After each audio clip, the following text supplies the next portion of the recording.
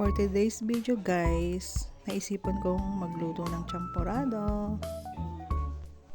Haluin ko muna itong bigas para lumambot siya.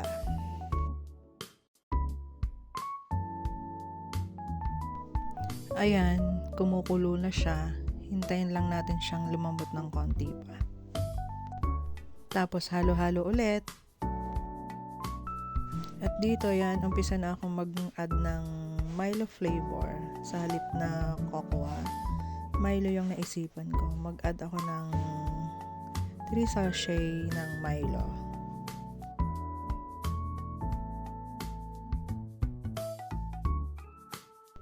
Tapos haluing mabuti para mag-mix yung Milo sa kanin.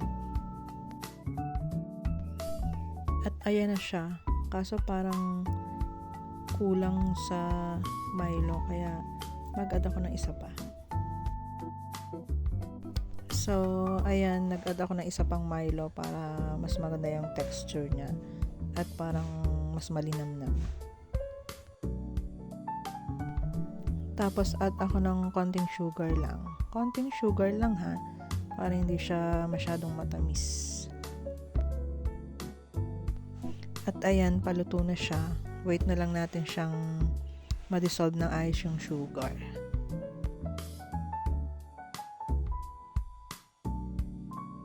Ayan, luto na siya. Off ko na yung kalan. At ayan, magsandok na ako. At syempre, unang sandok para sa akin, kasi malaki. Malaki yung bowl.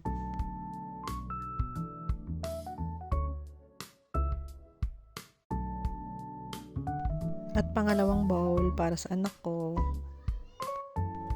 Mag-add nga pala ako dito ng powdered milk kasi parang mas gusto ko siya na may powdered milk kasi para sa akin mas malinamnam yon.